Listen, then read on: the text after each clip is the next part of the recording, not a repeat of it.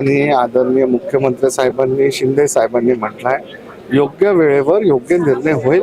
आणि एकदा आमच्या लोकांनी काही शब्द दिला आहे, आम्ही लोक शब्द पाळणारे आहे आणि महायुतीचं सरकार हे कास्तकारांसोबत दिवस रात्र उभं राहण्यासाठी तयार आहे. आता राहिला विषय मार्केटचा, भावाचा, तर आपल्याला समजून घेतलं पाहिजे.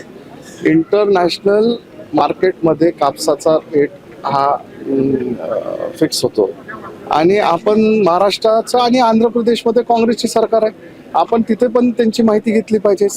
रेट हा लगभग सेम असतो आणि इंटरनॅशनली ड्रिव्हन कमोडिटी आहे आणि त्या कमोडिटीच्या माध्यमातून त्या मार्केटच्या माध्यमातून रेट ठरवले जातात.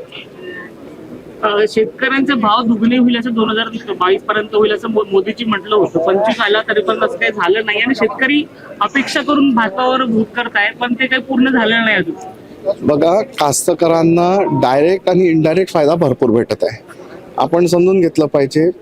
पंतप्रधान किसान योजना, त्याचे 6,000 रुपये हे केंद्र शासनाकडनं भेटतात. 12,000 रुपये केंद्र शासनाकडनं भेटतात आहेत.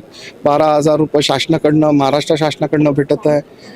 लाडकी बहीण योजना ही हे मॅक्सिमम आपण बघा तर रुरल एरियामध्ये जास्ती लोकांना त्याचा फायदा भेटला आहे. आणि सगळ्यात मोठं जे काम सरकारने केलं आहे ते कास्तकारांना वीज बिल माफ केलं आहे.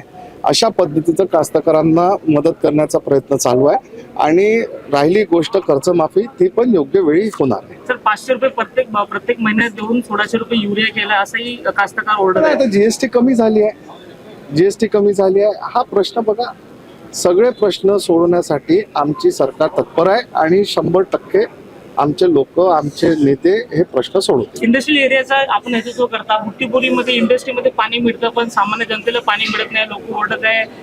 विधान आता इलेक्शन जेव्हा झाले तेव्हा हाच मुद्दा होता की जनतेला पाणी मिळत नाही. आपल्याला माहित नसेल, 115 जवळपास 115 कोटीची योजना ही 70 ते 80% बुट्टीबोरी गावासाठी ही पूर्ण झाली आहे आणि येणाऱ्या 4-5 महिन्यात तिथल्या लोकांना स्वच्छ पिण्याचं पाणी, फिल्टर पाणी हे त्या योजनेच्या माध्यमातून भेटणार आहे.